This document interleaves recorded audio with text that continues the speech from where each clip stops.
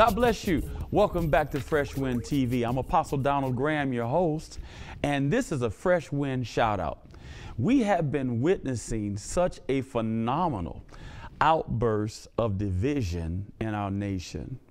It has been a major problem because the Bible declares when Jesus got through casting a demon out of a deaf, dumb man, he felt the thoughts of the Sadducees, the Pharisees, and the people that were around because he had already been accused of working by Beelzebub. But he said that every kingdom divided against itself will come into desolation. And then he also said that every house and city divided against itself shall not stand. Well, people of God, we've got to understand living here in America can be very challenging because right now we're looking at one of the greatest points of division in our nation that we've seen in a long time. Of course, we generalize it and make it a division between the Republicans and the Democrat, the liberals and the conservative. But people of God, it runs much deeper. And there are two key areas that we have to mention and deal with that we're dealing with as far as division. And then the last area that we deal with, the third area, will deal with something that we are very familiar with and God uses us as apostles to deal with in this area.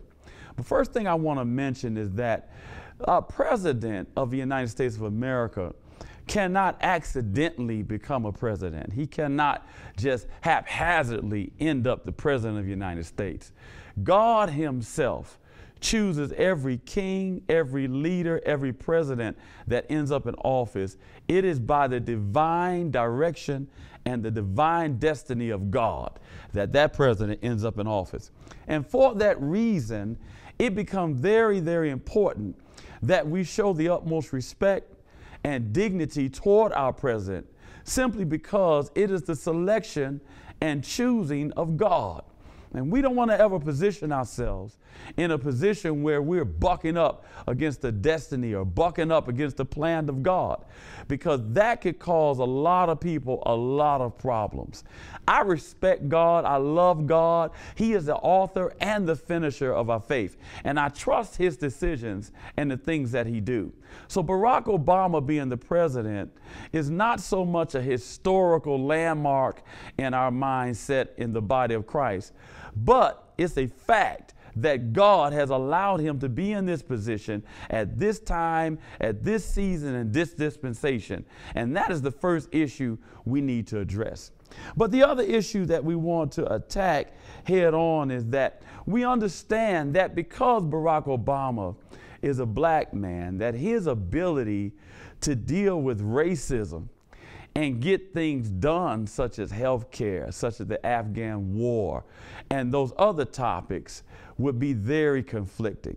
And so we understand that Barack is not ignoring this racial issue and these racist blurs and marches and that are arising. He's not ignoring it, but he is being wise at this point to not let it be on the forefront of things he had to deal with. Because if he addresses it now, he will be totally ineffective in addressing the other issues that we need to deal with.